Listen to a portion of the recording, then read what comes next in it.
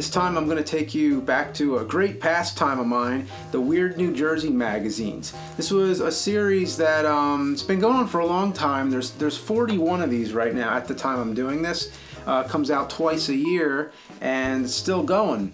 Weird New Jersey is basically what it's called. It's just weird stuff in New Jersey. And this magazine sums up how I think of New Jersey. The state of New Jersey is I associate with the wood areas because I grew up in the Pine Barrens. That was where I spent a lot of my time. The Jersey Devil and all kinds of urban legends because there's nothing else to do. So you have urban legends and stuff. Every street, every town had some kind of story about a ghost or something, and it's just not the way people think of New Jersey these days. I don't know what it is, but everybody seems to associate New Jersey with the Jersey Shore, and I'm sure the show didn't help, but that's what people always think of. People just have this idea of New Jersey that is nothing like what I've always imagined it as. It's actually a very quiet kind of, humble place, and that's most of what it is woods and forests and areas to explore. And that's what we used to do. Is back in the day we used to just go off exploring, and a lot of times this magazine would find there'd be places in it that we'd want to go check out, which was not always legal. Just because it was in the magazine didn't mean that it wasn't trespassing. So you can't just go there if it's in the magazine. But basically the format of the book, it's all about urban legends, weird road signs. Like there's actually a road called Shades of Death Road, and weird headstone names, weird people, local celebrities, just the history, like certain things have happened in New Jersey's past. Abandoned places, that's actually my favorite segment, is all about abandoned places. Abandoned theme parks, asylums, abandoned theaters, ghost towns, shipwrecks, plane wrecks, just weird things that you'd see on the side of the road. Weird phenomenons, like there's a road called Gravity Road or Gravity Hill. Actually there's a few of them, to tell you the truth, but basically what you do is you stop your car at the bottom of this hill, you put it in neutral or whatever, and then your car rolls up the hill. It goes up. Yeah, it's some weird kind of like optical illusion or something that happens there. And there's also one called Moaning Road, which basically like somebody died on the road apparently, and their ghost tells you to slow down, and you actually hear it. It actually works if you go on this certain road and you go at a certain speed. The only thing is you have to be going over the speed limit to do it, so it's not recommended. But because it's dangerous too, it's actually on a curve, so I don't try it. It's not safe. But there is like a sound that you hear, and it's one of those phenomenons. They slow down, and nobody knows what it is. But there's stuff like that in the magazines. Just lots of really fascinating things. I got a picture in there one time, so I used to submit to the magazine, and it was just a part of culture, this urban exploration kind of thing, because we would do this stuff as kids when we were bored. There was a street near me that was the Atco Ghost, and basically this street, supposedly there was a boy that got run over by a truck. Nobody knows if it was true, but they say his ghost haunts the street, and people swear that you stop your car in this spot at night, and then the ghost like crosses the street. And I used to take people there and freak them out a lot, and at one time we hoaxed the ghost, so we would scare a lot of our friends there, and innocent people driving by, so we would actually hoax the ghost. But there was I remember one time when I went there, and there were two of my friends who are not the kind of people to make stuff like this up, or let's say they're not very convincing. These kids, they were like when we went there, we were just bored, and they were like, all right, this stupid thing, whatever. And then they both saw the ghost, apparently. Like they both, like at the same time, they both saw it, and I didn't. And I'm like, I don't see anything, and they're freaking out, and they're like, Jim, go, I'm driving. They're like, Jim, go, hit the gas.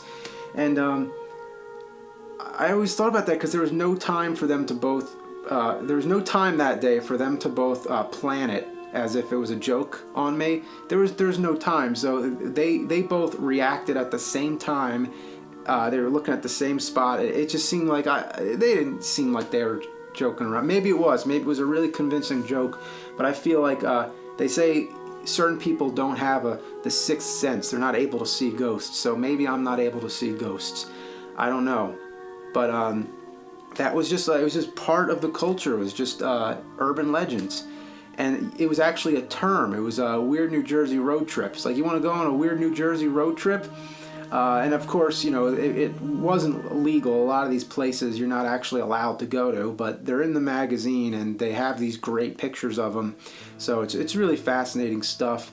I got into the magazine in the early 2000s, but it was actually around much earlier than that. It started with a simple newsletter, supposedly in the late 80s, between Mark and their friends. The guys who originated it, and I got into it in the early 2000s, and I was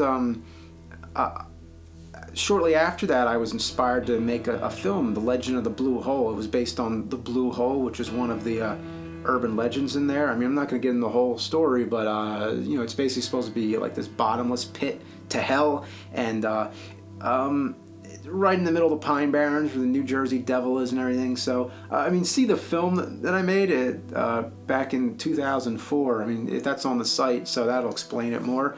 But, it was just very inspiring. I wanted to make a whole series of films, the Jersey Odysseys, based all on urban legends, and mainly ones that I've discovered in weird New Jersey, and give it kind of like a Twilight Zone twist. I wanted each story to be my own twist on the urban legend. My own kind of fiction, which I actually am doing in a way. With the Nerd movie, it's like I want to take the story of the Atari landfill and give my own fiction, story on it. So it's never left me. I've always been into urban legends.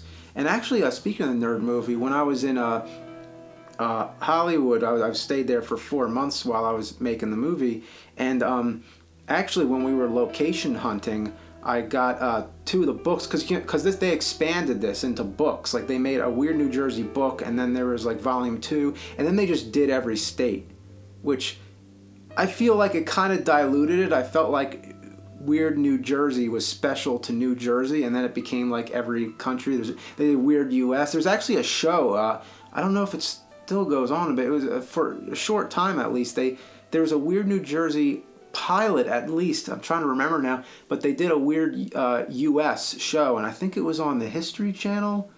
I think so. I have to look into that again. But anyway, I'm in Hollywood, and I sort of had a resurgence of this. So I got the Weird Hollywood book and the Weird California book, and some of those locations, actually, we were able to get a deal, and we were able to actually use the locations in the Nerd movie.